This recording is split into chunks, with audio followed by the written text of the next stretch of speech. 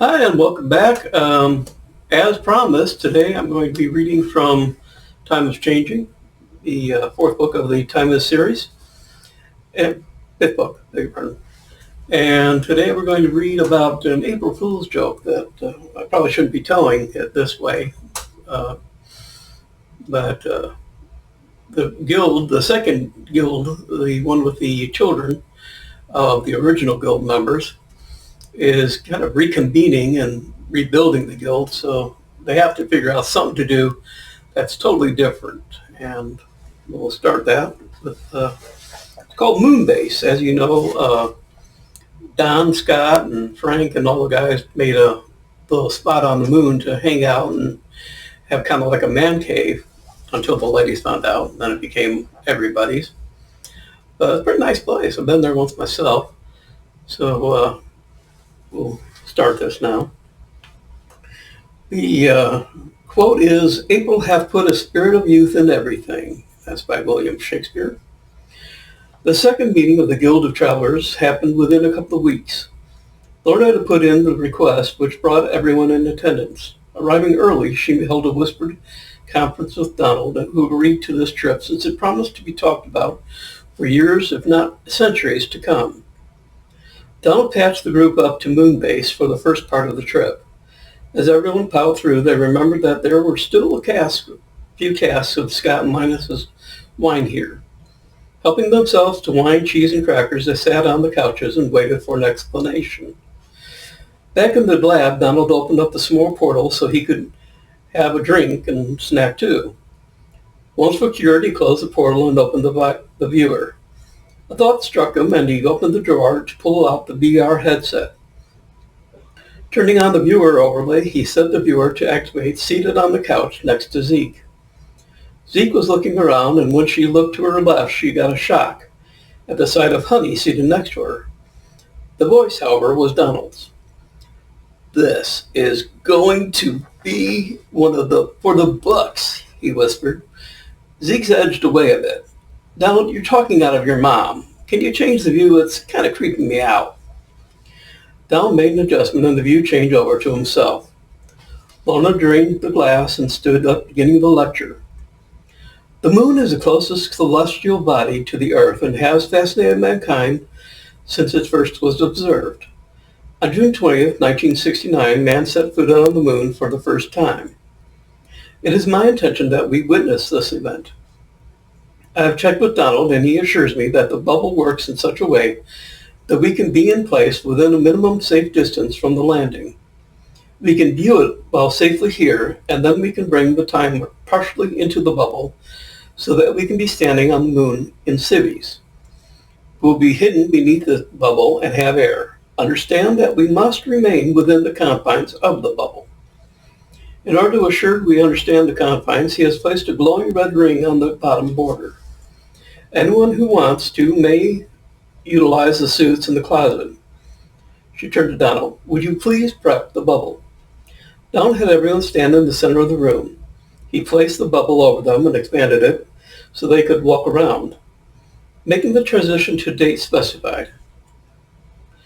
Slowly the bubble darkened. Sprach Zarathustra played softly as the bubble cleared to the sight of the lunar module descending in front of them. It traveled slowly, correcting as it descended. At 20:17:40 UTC on Sunday, July 20th, the Eagle landed. At 02:39:33, they watched as the hatch opened. "Quick, everyone, take off your shoes," Lorna requested, and everyone did as she asked. They tossed the shoes outside the bubble. "Okay, Donald, put us out there." Donald took off the VR helmet and linked up so he could read biosigns through the returns. He needed to be sure everyone was all right. He made the transition with one eye on the readings. Next thing they knew, everyone was standing in bare feet, feeling the soil of the moon cool beneath their feet. Donald had already placed a bubble over the one they were in at the site. This had warmed up the area prior to them inhabiting it, besides ensuring enough oxygen for the duration.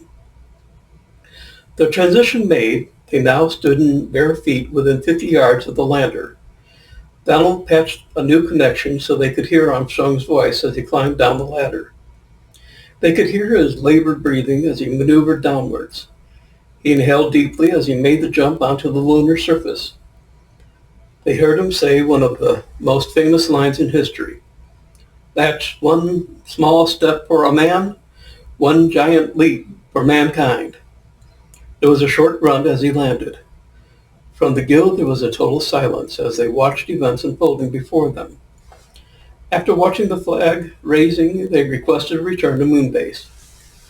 Back to present day and time, they refilled the glasses and toasted the trip as a resounding success. Lorna held up a hand. "We're not done yet, I hope. Donald, is everything prepared?" Donald opened the portal and walked through. He left the portal open after having locked the lab down. All the suits are prepped and Glider 1 is ready for its maiden voyage. Everyone suited up and went into the garage. Under a tarp was a vehicle that looked almost identical to Luke Skywalker's ground car. It was built by Donald as a hovercraft. It would allow them to travel over the surface of the moon with very little evidence. Paddling in and locking seatbelt, Donald started the glider. He pressed the door opener and they rose, slowly moved forward, and then swiftly traversed the distance from Moonbase to where the lunar lander base remained. A mat was unrolled from the side cover of the glider. Over the intercom, they heard Donald's voice. "This will allow us to go out somewhere and not leave a sign." Everyone clambered out of the glider and stood on the mat. Donald left the lift fans going as low as possible, then joined them. Lorna walked to the front of the mat and pointed down. "Behold!" Everyone looked at the bare feet pressed into the lunar soil.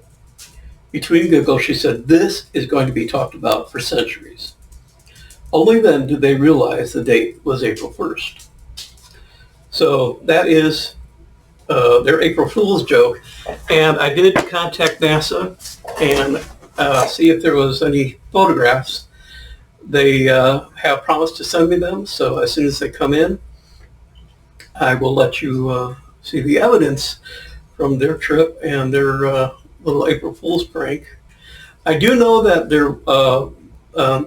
the group from 2066, I think it is, did take some pictures and finally realized who had done that. They said, well, nobody else would do that. Maybe I'll read about that next time or some other time. That is all for today, and sorry it's so short, but we'll do another reading probably in the next day or two. We're going to read from the A Lady Came Knocking as next. We're going to do chapter 4. That is all the chapters that I've been allowed.